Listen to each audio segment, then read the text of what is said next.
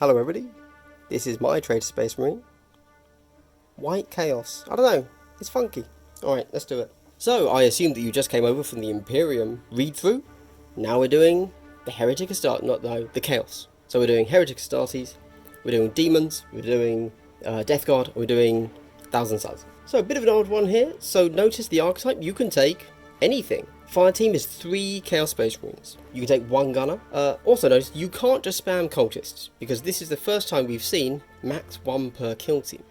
You can go 2 fire teams of Chaos Space Marines, but you can only take 1 Chaos Cultist. Notice the Chaos Cultist is 8, and you can take 2 gunners.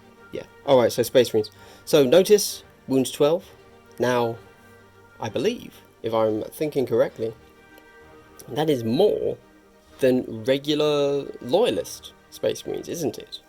They were only 11. For those of you that haven't played yet, I would say, if you're wondering, oh, what gunner should I go with? Go with a Plasma. There you go. A Plasma, AP1, really good. You can just sit them at the back, thumbs up. A Melter's really strong, of course, but in general, it's going to be a little bit harder to use because you have to be up close. There you go. Heavy gunner, heavy bolter, missile launcher. They're both heavy. Heavy is where you cannot make a normal move or a charge. Oh, you can probably charge. No, you can't charge. Not in the turn that you shoot. But you can still dash, which is a 3-inch move. So half your movement, you can dash. Here's the banner.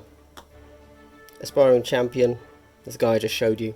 Generally, you know that's a tough one. Power Fist, brutal, power weapon, lethal 5 up. Oof. Hitting on 2s is nice, I'm not going to lie. But that 7 damage, brutal, they need crits to block you. I think the Power Fist has to take it. 5 attacks, yeah, it's pretty good. Oh, and then Chaos Cultist, yeah.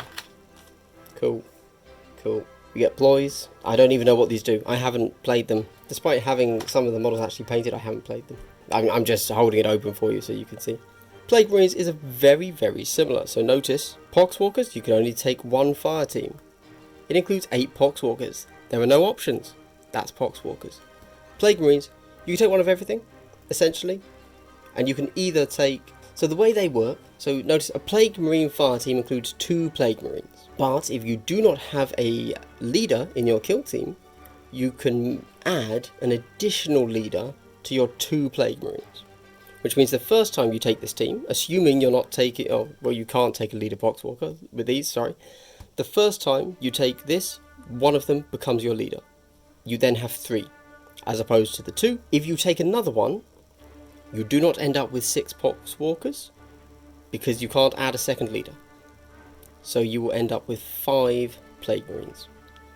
But you can take, therefore, Gunners and Fighters. They're disgustingly resilient.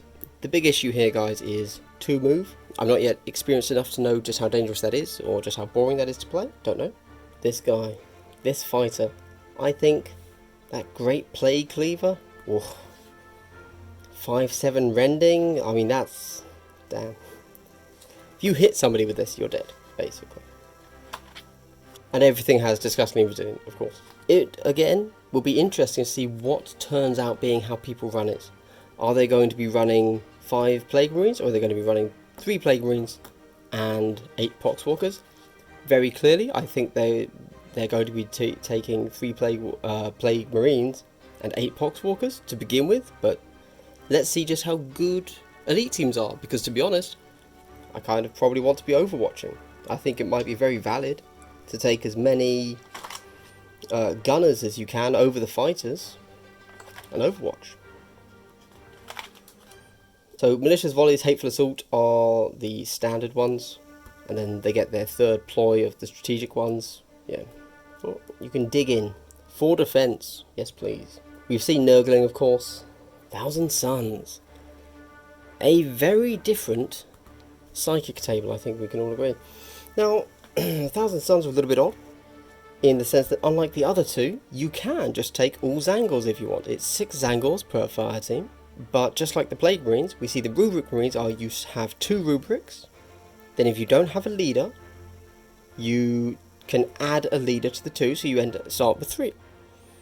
But if you then take a second Rubric team, you don't go up to 6, you go up to 5.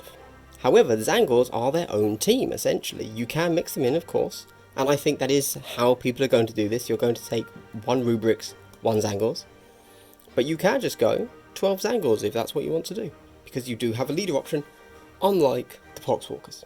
Now, the way these work is interesting, okay? Well, no, I'll get to it in a moment. There is a limit on gunners. The gunner option for the Rubrics is the Soul Reaper Cannon or the Warp Flamer. Always take that Soul Reaper Cannon first. That's the way to go. And don't take a normal Rubric Marine. Take an Icon Bearer, because that ties in with this. Over with the Grey Knights, in the last video, you could only cast 1 Psychic Power a turn, because you can't perform the same action twice. There is a way to cast the same action twice. You could be spamming out your Psychic Powers. However, to do it, you have the possibility of taking 3 mortal wounds. Essentially, your Psychic Power gets the hot keyword. Roll a d6, on a 1 to 2, you take 3 mortal wounds. I mean, that's worse than hot. And then you can see Doombolt, Firestorm, but still 2 buffs, 2 offensive. Pretty cool. Just to note, indirect, I think that might be the first time we've seen the word indirect, and barrage. We probably saw them elsewhere, but the first time I noticed it. There's no indirect fire in the terms of 40k, or even old kill team. You always need line of sight. You can never just shoot a random model on the board. You have to be able to have line of sight, which includes they can't be on a conceal order hidden, and you not on a vantage point, or able to remove that somehow. All is dust, 5 up invuln. We've already discussed how invulns work back in my previous thing. Gunner, look at that Soul Reaper Cannon. AP 1. Guys, AP in this game's huge. The Icon Bearer, we see this. Basically, it means if he's next to the Aspiring Sorcerer, this bad boy here, then he can do the 2nd Psychic Power without getting the hot keyword, essentially. There you go. Again, the hot keyword, that's not what happens. It's worse than hot, because it's a 1 and a 2. Notice this guy can take a Plasma Pistol. That's very strange. He couldn't in the old 40k. Maybe Aspiring Sorcerers in the new 40k Codex can take Plasma Pistols, but he can. And it's a bit of an odd one, because I think it's always the best choice. I would always take a Plasma Pistol with him. And Zangors. Ooh, yeah. Again, interestingly, I think you should probably always take Zangor Blades. I don't think you ever... So, you know, hey guys, thumbs up. We don't need to change all of our Zangors. You don't need an auto pistol chainsword. Stick with the blades. If you're taking Zangors, you would always have an Icon Bearer and a Horn Bearer. You can only have one of each, of course. But yeah, no reason not to. Who knew the Zangors had an Icon Bearer? I don't know about you guys, but I now can't run that. So I need to go find an Icon Bearer. Again, we get Malicious Follies. Oh, we don't get the other one. Who knew? Oh, I have something to say about their equipment. Amazing. So, where is it? Ah, here we go. Treasure Trinket. 3 equipment points. Give it to a Zangor. You get a CP. Just straight up swap 3 equipment points for 1 CP. I think that's probably... I'm just going to go out and say it, guys. If you have a piece of equipment that lets you get a CP, take it. Demons. All of the demon teams are 6. You can take just blue horrors, which would be 8. Maybe you're trying to do some sort of weird, like, Zinch only thing. There's no benefit in the rules to doing that, but maybe that's your jam. In which case you take pink horrors and blue horrors. Let's go see what they all do. I don't know what to say. We've seen the Bloodletter before. If you can't tell, I'm not going to add much to this conversation here. Because like most of you that built your demon team purely to run a team kill team, you're kind of screwed. You probably don't have enough models to run anything. You can run the Bloodletters, but that's it. You're going to have to go paint up some more models. Of course, all of them have the Disgusting Resilient. Cool, cool. In the previous game, like Plague Bearers, it kind of sucked. Like, they had really bad offense. Now, that's pretty good offense. I'm just going to throw it out there. Maybe you do want to consider Plague Bearers as, like, the first choice of this team. Okay, I know what we're all wondering. What do the pink horrors do? Do they split? What's going on? Well, now we see. It's a tactic. Interesting, right? I think it makes sense, because otherwise, I mean, it's crazy, right? To just be able to randomly split like that. So now, it costs you 1 or 2 CP, depending what level of demon you're spending it on, and they split. And they have equipment. There you go. Okay, well, thank you very much, everybody. I'm obviously going to go on to the Eldar next. Then after the Eldar, I'm going to do the rest of the Xenos. Alright, see you there.